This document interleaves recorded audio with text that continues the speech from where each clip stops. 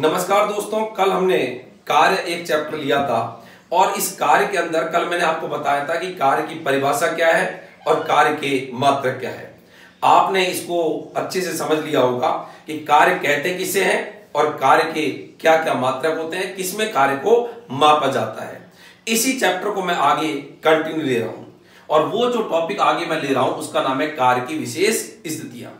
हम हर चैप्टर को 2-3 या यदि चैप्टर बड़ा है तो उसके 4 से 5 भागों के अंदर उस चैप्टर को अपन वर्गीकृत करेंगे, जिससे आपको वो चैप्टर पार्ट वाइज आपको पता रहे और अपन सभी बिंदुओं को उसके अंदर समावेशित करें, ताकि कोई भी आपका ऐसा बिंदु नहीं हो जो परीक्षा के अंदर आए और आप उस बिंदु को वहां पर परीक्षा में आपको ऐसा प्रतीत हो कि इस बिंदु को कभी भी हमने अवलोकित नहीं किया है। तो उसको पर्याप्त रूप से हम देखने की कोशिश करेंगे। इसलिए आप याद रखिएगा कि हम जो भी चैप्टर्स ले रहे हैं उस चैप्टर से पूरी तरह से उसके जितने भी भाग हैं उन समस्त भागों को आप पूरी तरह से अच्छे से देखें और कनेक्ट रहें और पढ़ाई को एक आदत बनाएं। पढ़ाई को आप खेलते हुए घूमते हुए ऊपर से शाम को घूम रहे हैं छत पर, आपने वीडियो निकाला, वीडियो को देख रहे हैं, आप घूमते घूमते पढ़ाई कर रहे हो, जस्ट एज एंजॉय के रूप में पढ़ाई को करिएगा। ये पढ़ाई को आप जितना ज्यादा मनोरंजन के रूप में लेंगे पढ़ाई उतनी ज्यादा आपके समझ में आएगी और कभी भी आपको बोरियत नहीं होने देगी। जरा देखिएगा कार्य की विशेष स्थितियां। हमने कल कार्य का सूत्र पढ़ा था, याद हो गया होगा। W बराबर F vector dot D vector बराबर होता है एफ डी कॉस थीटा।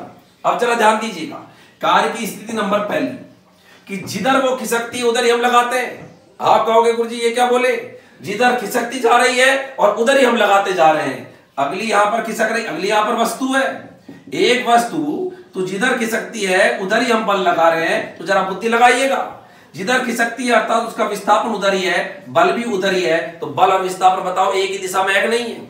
जिधर तू उधर ही मैं, अर्थात हमारे बीच में कोण कितना है, 0 डिग्री। इसी को हम बोलते हैं कि बल विस्थापन के समांतर है। समांतर का मतलब दो डंडी, कभी भी दो के बीच में दो डंडी लगा दें, दो भौतिक राशियों के बीच में, इसका मतलब वो एक दूसरे के क्या है, समांतर। तो कार्य की पहली स्थिति कि बल और विस्थापन जब एक ही दिशा में है तो जरा सोचिएगा कार्य का सूत्र ये था और इसमें मान जमाएंगे तो W बराबर हो जाएगा एफ डी कॉस 0 और कॉस 0 तेरा मान होता है 1, तो कार्य का फॉर्मूला हो गया एफ डी।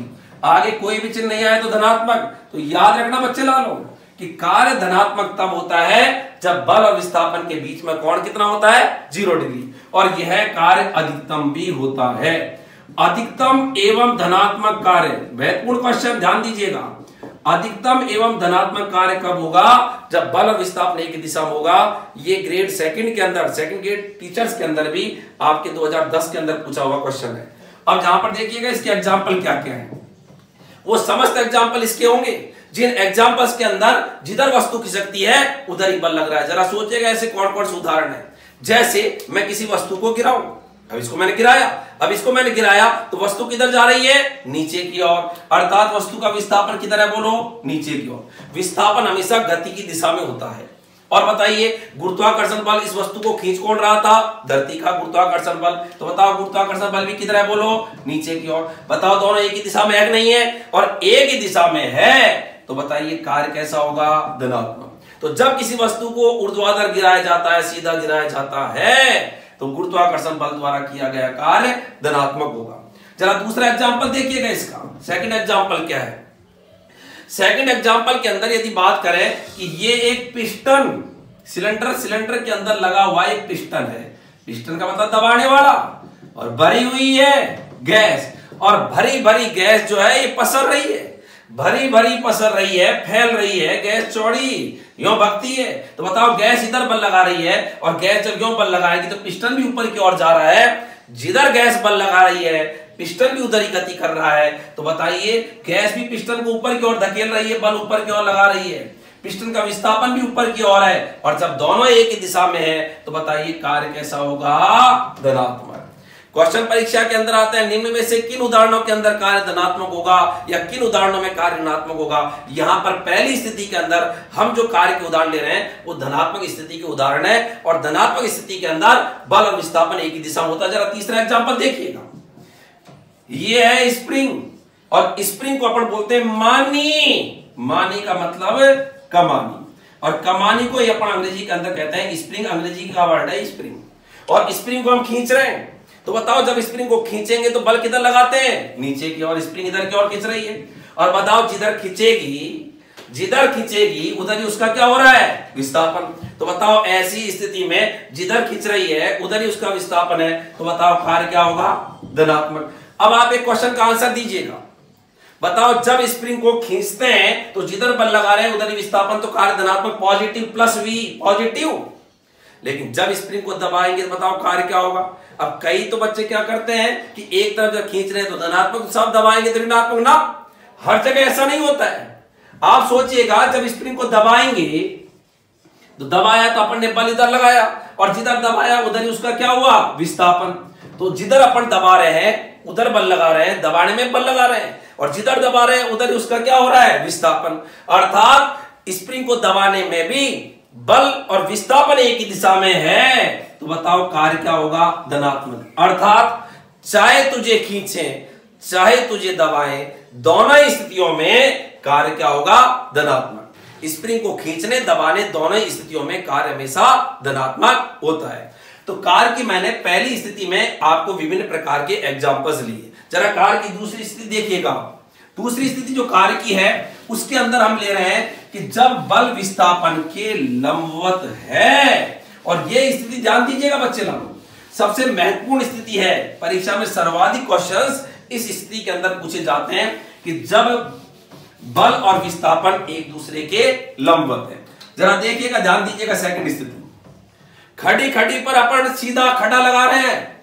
यहां पर कोई वस्तु ये खड़ी, और खड़ी वस्तु पर ऐसे खड़ा लगा दिया, अगली खिसकती इधर है और मैं ऐसे खड़ा लगा रहा हूं, यो लगा रहा हूं, यो जैसे मार करिए। अब आप कहोगे बल इधर लगा रहे हो, वस्तु खिसकती इधर है, तो बताइए जरा बुद्धि लगाइए, विस्थापन इधर है, बल इधर है, तो बताइए कोण कितना होगा, बल है, बल, अरे बल है ये बल और ये विस्थापन, बताओ कोण कितना है, 90। अर्थात दूसरी स्थिति ले रहे हैं कि जब बल और विस्थापन एक दूसरे के क्या है, लंबवत। समझाने के लिए इसका डायग्राम में मैं ऐसे बता सकता हूं कि किसी वस्तु का विस्थापन इधर है, बल इधर है, तो बताइए कोण कितना हो गया, 90। और 90 है तो अपन बोलेंगे बल, तो उल्टा टी को बोलते हैं लंबवत। बल विस्थापन के क्या है, लंबवत। तो बताइए ऐसी स्थिति में कार्य का सूत्र बोलो क्या होता है, W बराबर एफ डी कॉस थीटा, और F D cos theta, theta का मान कितना है, 90। और बताओ यहां पर कार्य क्या हो गया, 0। तो याद रखिएगा, बहुत महत्वपूर्ण स्थिति है ये, इंपॉर्टेंट कर रहा हूं इसको, यहां पर ध्यान रहे कि जब बल विस्थापन के लंबवत होता है तो कार्य हमेशा क्या होगा, 0। जरा देखिएगा एग्जाम्पल इसके क्या होते हैं। ये एक कुली है, ये कुली बनाया मैंने, और ये जो कुली है ये समतल प्लेटफार्म पर चलता है। समतल प्लेटफार्म में बिल्कुल सीधी है, समतल प्लेटफार्म। और जब समतल प्लेटफार्म पर चलता है तो ऐसी स्थिति में कुली चल इधर रहा है, विस्थापन इधर है, बताओ गुरुत्वाकर्षण बल किधर लगता है, नीचे की ओर। अपन चाहे कैसे भी चले, अगला हमेशा नीचे की ओर लगेगा, धरती का गुरुत्वाकर्षण। चाहे आप छंडे, चाहे आप उतरे, चाहे आप सीधा चल रहे हैं, गुरुत्वाकर्षण बल तो हमेशा किधर लगता है, नीचे की ओर। कहावत है कि वो हमेशा नीचे की ओर लगता है और उसका नाम है गुरुत्वाकर्षण बल। तो यहां पर देखिएगा, गुरुत्वाकर्षण बल नीचे, विस्थापन इधर, तो बताइए इस गुरुत्वाकर्षण बल के विरुद्ध इस कुली को कोई कार्य करना पड़ रहा है क्या, तो यहां पर कहोगे बल विस्थापन लंबवत है, तो बताओ गुरुत्वाकर्षण बल के विरुद्ध किए गए कार्य का मान क्या होगा, 0 होगा। अपन जब चल रहे हैं या ये कुली चल रहा है तो ऐसी स्थिति में घर्षण बल के विरुद्ध तो काम करना पड़ रहा है, लेकिन गुरुत्वाकर्षण बल के विरुद्ध काम करना नहीं पड़ रहा। यही कारण है, जरा सोचना, एक तो व्यक्ति सीधा चलता है, एक किसी ऊंचाई पे चढ़ता है। बताओ आपको ज्यादा जोर कहां आता है, जब सीधे चलते हो जब आपको ज्यादा जोर आता है, या किसी ऊंचाई पे चढ़ते हो जब ज्यादा जोर आता है। सीधे तो आराम चलते हैं, ऊंचाई पे चढ़ो जरा। आप कहोगे गुरुजी आम गए, इसका मतलब दर्द हो रहा है, क्योंकि जब अपन ऊंचाई पर चढ़ते हैं तो आपको 2 कार्य करने पड़ते हैं। एक तो आपको घर्षण जो सतह पर होता है उसके विरुद्ध भी काम करना पड़ रहा है, और एक धरती से जब अपन ऊपर जा रहे हैं तो धरती भी हमको ऊपर जाने नहीं देती, वो रोकती है। तो आपको इस गुरुत्वाकर्षण बल के विरुद्ध भी काम करना पड़ता है, इसलिए हमको यहाँ पर डबल कार्य करना पड़ रहा है। यही कारण है कि यहाँ पर हमको ज्यादा दिक्कत आती है, ज्यादा परेशानी आती है, जबकि समतल सड़क पर चलते हैं। और जब भी बच्चे लालो समतल सड़क पर चलते हैं तो ऐसी स्थिति के अंदर चूंकि घर्षण बल के विरुद्ध काम करना पड़ रहा है, गुरुत्वाकर्षण बल के विपरीत हम नहीं जा रहे, ऊपर नहीं जा रहे, तो यहां पर गुरुत्वाकर्षण बल नीचे, विस्थापन इधर है, तो बताइए ऐसी स्थिति में कार्य का मान क्या होगा? 0। तो क्वेश्चन आता है कि जब पुलिस सामान लेकर चलता है तो गुरुत्वाकर्षण बल के विरुद्ध किए गए कार्य का मान क्या होगा? तो राइट आंसर आएगा 0। चलो इसका अगला एग्जांपल देखिएगा।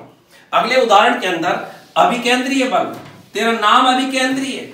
अभिकेंद्रीय का मतलब होता है तू लगता है केंद्र की ओर, और जो भी लगता है केंद्र की ओर तेरा नाम क्या? अभिकेंद्रीय। और याद रखना बच्चे लालो, ये जो अभिकेंद्रीय बल है, ये अभिकेंद्रीय बल लगता है वृत्ताकार गतियों में। कौन सी गतियों में? वृत्ताकार गतियों में। कभी पढ़ेंगे अपन बल और बल के प्रकार, वहां पर आएगा अभिकेंद्रीय बल। और वृत्ताकार गतियों में जैसे वृत्ताकार पथ है और कोई पिंड चक्कर काट रहा है, अभिकेंद्रीय बल हमेशा लगता है केंद्र की ओर, नाम इसका अभिकेंद्रीय, केंद्र की ओर लगता है। और अब यहां पर अभिकेंद्रीय बल लग रहा है इधर, ये इसका बल। और बताओ विस्थापन, विस्थापन कैसे बताओगे? कोई ऐसे चक्कर काट रहा है तो कोई कहेगा यहां पर विस्थापन दिशा बताओ। अब सीधी की दिशा तो बता सकते हो, लेकिन भाग की दिशा बता सकते हो क्या? आप सीधी लाइन की दिशा बता दोगे ये है, इसकी दिशा क्या है? अपन ने कर दिया ये है। अब इसकी दिशा क्या है? जो बोलोगे ये है यो। तो वक्र की कोई दिशा नहीं होती, वक्र पर तो स्पर्श रेखा खींच के दिशा बताते हैं, यहां पर दिशा ये है, यहां दिशा ये है, और ये तो पूरा वक्र ही है। तो यहां पर इस बिंदु पर स्पर्श रेखा खींची तो ये बनी, और स्पर्श रेखा की दिशा ही विस्थापन की दिशा होती है। तो जरा सोचिएगा, देखो इसमें भी अब केंद्र पर लग रहा है केंद्र की ओर, विस्थापन इधर हुआ यहां पर इस बिंदु पर। बताओ दोनों के बीच में कोण कितना बना? बोलो 90। और जब कोण 90 होता है तो अभी अपन ने करा था, बताओ कार्य का मान क्या होगा? 0 होगा। समझ में आ गई? तो कार्य का मान 0 कब होगा? जब बल विस्थापन के क्या होता है? लंबवत होता है। एक एग्जाम्पल इसका और देखिएगा, वो भी काफी महत्वपूर्ण है। और ये एग्जाम्पल है कि जब कोई सरल लोलक, अब सरल लोलक आप कहोगे गुरुजी इसका नाम ही सरल लोलक है। अब सरल लोलक जो होता है, इस सरल लोलक में ये सरल लोलक है, ये सरल लोलक। अब सरल लोलक एक धागे से लटका दिया गोड़ गोड़ सा, तेरा नाम सरल लोलक, तुझे कर दिया ऊंचा। कभी भी लटका हुआ ये कभी काम नहीं करेगा, ये तभी काम करेगा जब इसको करना पड़ेगा थोड़ा ऊंचा। ऊंचा करते ही अगला कार्रवाई शुरू कर देता है। जरा देखिएगा, तनाव हमेशा उधर होता है जिधर कोई भी चीज बंधी हुई होती है, जिसमें तनाव बल इधर, तनाव एक बल है, तनाव इधर है। अब जब ये लोलक इधर की तरफ आता है तो बताओ इसका विस्थापन इधर, स्पर्श रेखा ऐसे खींचेंगे, यूं आया तो स्पर्श रेखा यूं, तो बताओ विस्थापन इधर, तनाव इधर, तो बताओ कोण कितना बढ़ गया? 90। तो तनाव बल द्वारा दोलन गति में किया गया कार्य भी, चूंकि तनाव बल और विस्थापन लंबवत होते हैं, तो किया गया कार्य क्या होता है? 0। तो ये कार्य की दूसरी स्थिति है जिसके मैंने आपको एग्जांपल्स लिए थे। समस्त एग्जांपल्स आपको लास्ट के अंदर, जैसे वीडियो कंप्लीट है, आपको नोट्स के रूप में यहां पर मिल जाएंगे। कार्य की विशेष स्थितियों में तीसरी और अंतिम स्थिति हम ले रहे हैं कि जब बल और विस्थापन एक दूसरे के विपरीत है। अगली खिसकती इधर है, अगली जो वस्तु है ये खिसकती तो इधर है, विस्थापन इधर है, लेकिन उस पर इधर उल्टा लग रहा है बल। खिसकती इधर है, लग रहा उल्टा है। पहले वाले में अपन ने एक ही तरफ लगाया था, दूसरे में अपन ने बिल्कुल खड़ा लगा दिया था लंबवत, और तीसरे में खिसकती इधर है, लग उल्टा रहा है। तो जरा सोचिएगा, बल और विस्थापन एक दूसरे के विपरीत है, तो बताओ कोण कितना हुआ? 180 डिग्री। और कार्य का सूत्र हम जानते हैं, W बराबर एफ डी कॉस 180, और कॉस 180 हो जाएगा, और कॉस 180 का मान -1, तो कार्य हो गया ऋणात्मक। तो बताओ W बराबर हो गया -FD। तो कार्य की कुल मिला के हमने कितनी स्थितियां ले ली? 3। पहली स्थिति जब बल और विस्थापन के बीच में कोण 0 डिग्री है, दूसरी स्थिति में बल और विस्थापन के बीच में कोण 90 डिग्री है, और तीसरी स्थिति में बल और विस्थापन के बीच में कोण 180 डिग्री है। जरा तीसरी स्थिति के एग्जांपल देखिएगा इसके, कौन कौन से एग्जांपल है। जब अपन अगली को उछाल रहे हैं गेंद को, तो जैसे ही गेंद को उछाला तो गेंद किधर जा रही है? ऊपर की ओर। और बताओ गुरुत्वाकर्षण बल बताया था अगला हमेशा नीचे लगता है, तो गुरुत्वाकर्षण बल नीचे, तो बताओ दोनों विपरीत है कि नहीं है? और दोनों विपरीत है तो बताओ गुरुत्वाकर्षण बल द्वारा गेंद को उछालने में किया गया कार्य क्या होगा? ऋणात्मक। और ऋणात्मक कार्य हमेशा मंदन पैदा करता है, रट लो। ऋणात्मक कार्य गति को थामता है, रोकता है, मंदन पैदा करता है।